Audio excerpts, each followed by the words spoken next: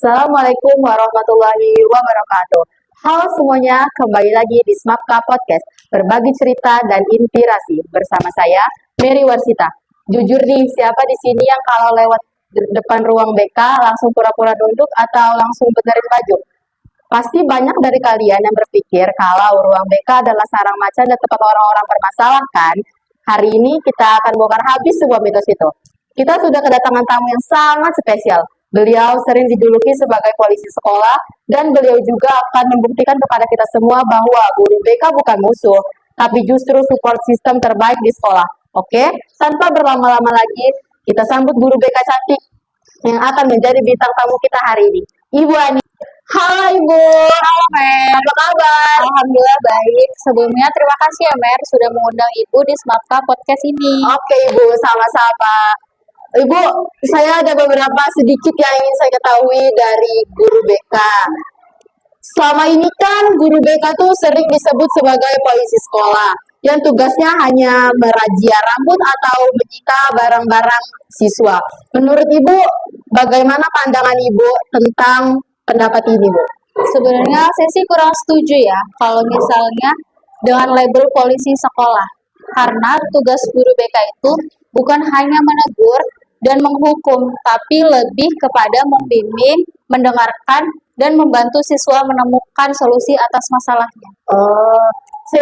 Banyak dari siswa yang bilang kalau guru BK itu hanya polisi sekolah atau yang merazia para siswa gitu, Bu. Jadi banyak dari siswa-siswa ini takut dengan guru BK, Bu. Oh, jadi itu ya Bu pendapat Ibu. Karena mereka itu lebih kurang mengerti ya. Ya. Jadi tuh mereka tuh taunya guru BK itu lebih ke razia rambut seperti polisi sekolah kan julukannya. Tapi menurut saya label itu kurang pas sih.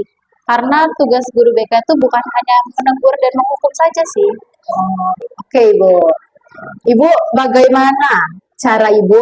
Ada beberapa siswa yang memang sangat tertutup dan sulit untuk berkomunikasi dengan seseorang. Bagaimana cara Ibu untuk mendekati siswa tersebut yang tertutup dan tidak mau bercerita kepada seseorang?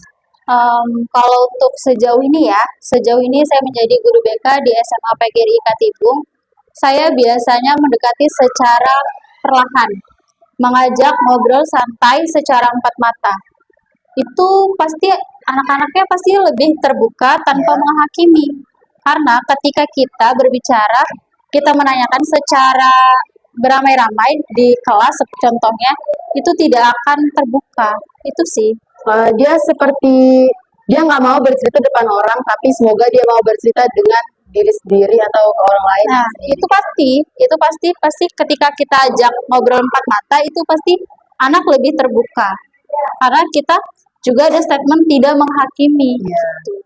Oke Ibu, apa nih tantangan terberat Ibu saat menjalankan tugas sebagai guru BK di saat ada murid-murid yang bertengkar? Bagaimana cara Ibu menyelesaikannya? Ketika masalah itu tidak terlalu besar, saya hanya pendekatan bertahap secara siswa, secara pribadi, empat mata. Tapi jika misalnya sudah masalahnya sangat besar, itu saya lakukan bekerja sama dengan wali kelasnya dan orang tuanya. Itu serta memberi dukungan secara konsisten.